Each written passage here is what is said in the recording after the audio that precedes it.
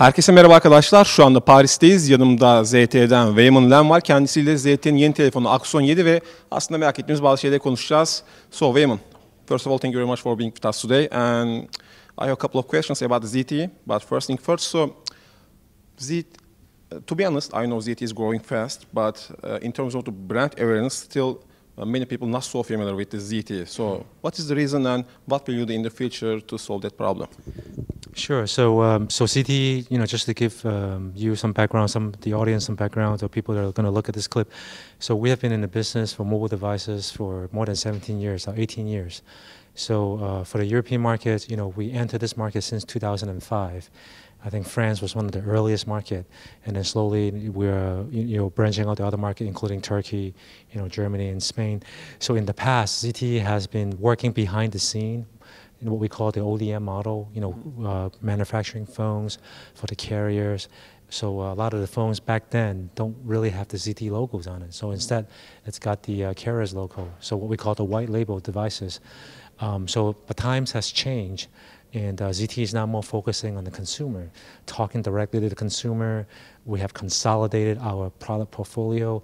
Now, if you look at our product lineup, so we are gathered here today, or tonight, this evening, to talk about our latest flagship creation called the Axon 7. So if you are aware that last year we launched the Axon Elite across the globe, including Europe. And so this evening, we're going to talk about the Axon 7, which is our latest flagship device. And in addition to that, we also have the Blaze series, which is another a global product line. That's what we call the affordable mass market premium. The pricing is very affordable, but the specs is also very respectable. And then we also have a very innovative product called the S Pro Smart Projector. So if you look at the product lineup from ZTE, that's all we got, from the global scale.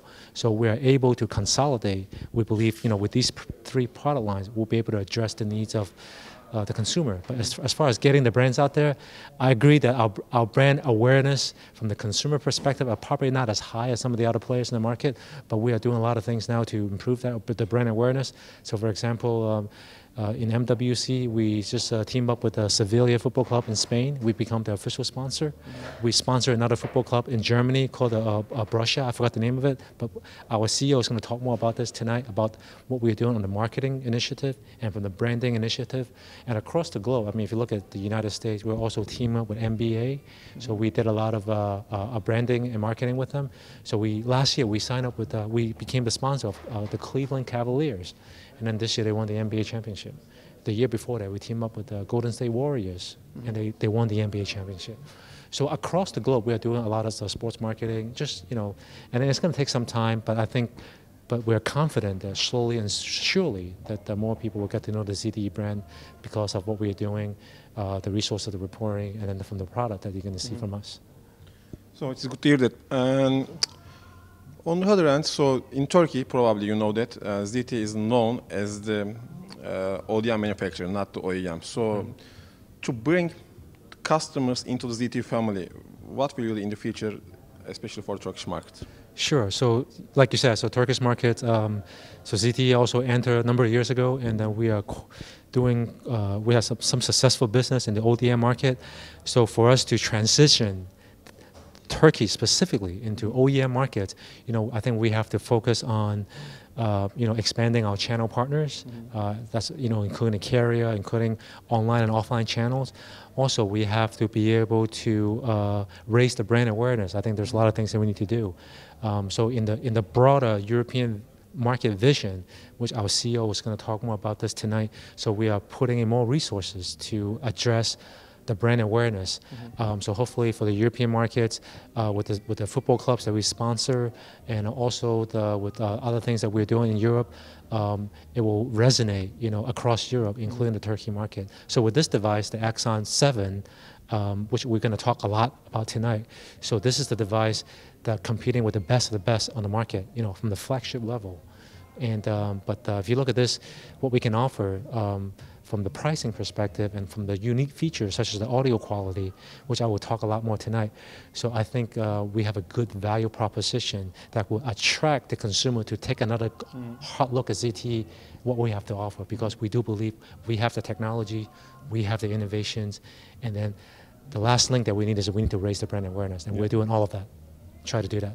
So many people ask me the same question. When will we see the Nubia and the Axon brands in the Turkish market? Because the best models from ZTE is under the Axon and the Nubia brands. So can you give me some specific time frame for the Turkish markets? Sure.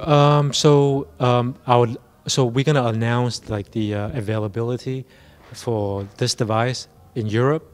So I don't want to steal the thunder from our CEO. So he'll make the announcement tonight as far as the availability online and offline for European markets. And as far as Nubia, a lot of things has changed. You know, Nubia, it was a sub-brand for ZTE, and now it became the co-brand. A lot of things has changed. As you might have aware recently, there are some a third-party investor that came in and bought some shares of the Nubia company, a company called Suning, which I'm not going to talk too much about. But now Nubia is sort of, even though we're a co-brand, is originated from the ZTE, but they have their own operations. Everything is kind of like they have their own organization. So they are also, attacking the European markets, and we wish them the best of luck, because Nubia, after all, is still a ZTE, has the ZTE DNA. But for us, for myself, me, I'm part of the ZTE mobile devices. I'm focusing on Axon, I'm focusing on Blade, and I'm focusing on S Pro. So, like I said, you're going to hear more about this from the availability of the Axon tonight. And then I believe we are already selling some of the Blade series devices in Turkey market, as well as other markets in Europe. So Blade has many, many different models. Even within Blade, we have the entry level, the mid tier, and the mid to high tier. So we are selling some models already in the Turkey market. Right. And depending on the market demand, the channel, yes, you will see more of that. Coming to the Turkey market. So let's talk about the Axon 7. It is a quite competitive device, and it is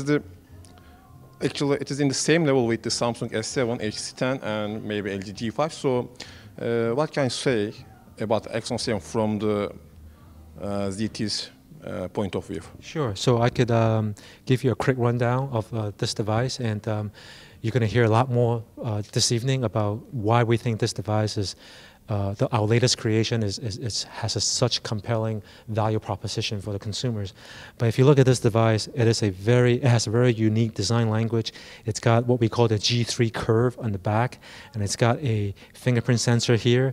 I'm not sure if you guys can see it, but there's a recess here. Every little detail of the design language has a reason, and then our chief designer, Hagen Fendler, will give a brief presentation tonight about the design language of this device. But for me, to give you the highlight now, it's got top-of-the-line specs. I don't think I need to convince you or the people looking at this clip.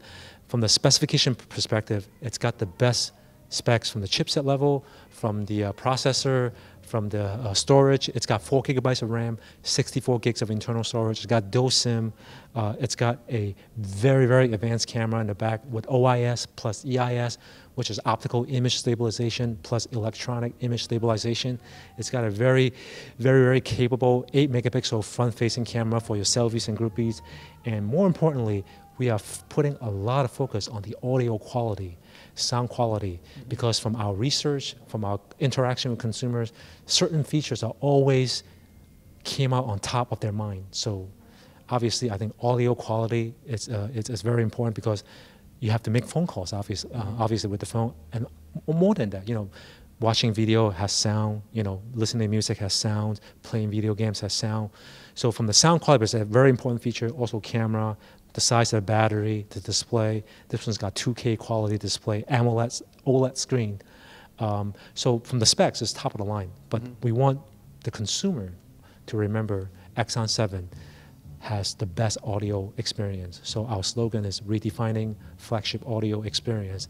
And I hope that after our presentation tonight, you would agree with us that this is in fact a really, really top-notch device that can deliver you unparalleled quality in terms of audio and sound.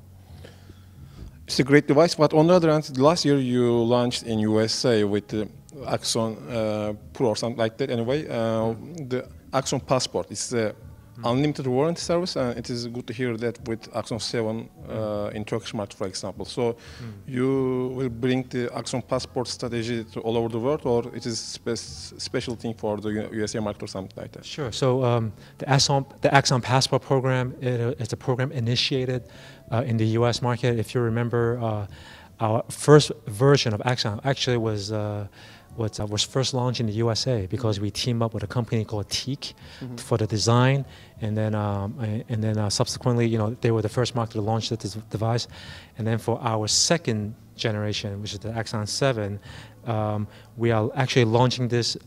This was first announced in China, and then we're making unveiling it here in Europe.